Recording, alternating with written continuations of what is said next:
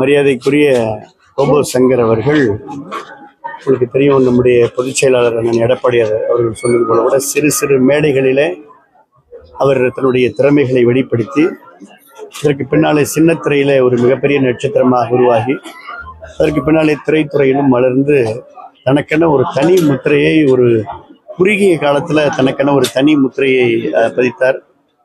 குணச்சித்திர வேடங்களில் கூட நடித்து விடலாம். ஒரு சிரிப்பு நடிகராக தொடர்ந்து திரைத்துறையில மிளிர்வது என்பது கடினமான காரியம், அபூர்வமான காரியம். அந்த காரியத்தை செவனே செய்தவர் தான் ரோபோ சங்கர். இருந்தாலும் இந்த மரணம் என்பது தவிர்க்க முடியாத ஒன்றுதான். இந்த இளம் வயதிலே இந்த இளம் கலைஞருக்கு ஏற்பட்ட மரணம் என்பதுதான் ஏற்றுக்கொள்ள முடியாத விஷயமாக நெஞ்சை பிழிவது போன்று இருக்கின்றது. இருந்தாலும் ஒரு அனைத்து இந்திய அண்ணா திராவிட முன்னேற்ற கழகத்துடைய மேடைகளிலே கூட மதுரை எழுச்சி மாநாட்டிலே அவர் பேசிய பேச்சுக்கள் எல்லாம் இன்றைக்கும் புரட்சி தலைவரை போல மிமிக்ரியை மிக அழகாக பேசக்கூடியவர். அதனால் அதையெல்லாம் நாங்கள் இன்று நினைத்து பார்க்கின்றோம். உங்களுடைய கழக பொதுச் செயலாளர் சட்டமன்ற எதிர்க்கட்சியாளர் எடப்பாடி அவருடைய சார்பிலும் அனைத்து இந்திய அண்ணா திராவிட முன்னேற்ற கழகத்துடைய சார்பிலும் அவருடைய குடும்பத்தினருக்கும் திரைத்துறைக்கும் ஆழ்ந்த இரங்கலை தெரிவித்துக்கின்றேன்.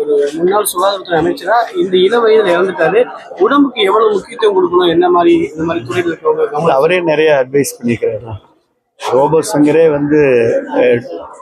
டூஸ் என்ன டோன்ட்ஸ் என்ன, எதை செய்யணும் செய்யக்கூடாதுன்னு அவரே சொல்லிக்கிறாரு. அதனால் இது மற்றவர்களுக்கு ஒரு பாடம். வாழ்க்கை பயணத்தில் நம்முடைய ஆரோக்கியம் என்பதற்கு நம் முன்னுரிமை கொடுக்க வேண்டும் என்பதற்கு இது ஒரு உதாரணம். ரொம்ப நன்றி.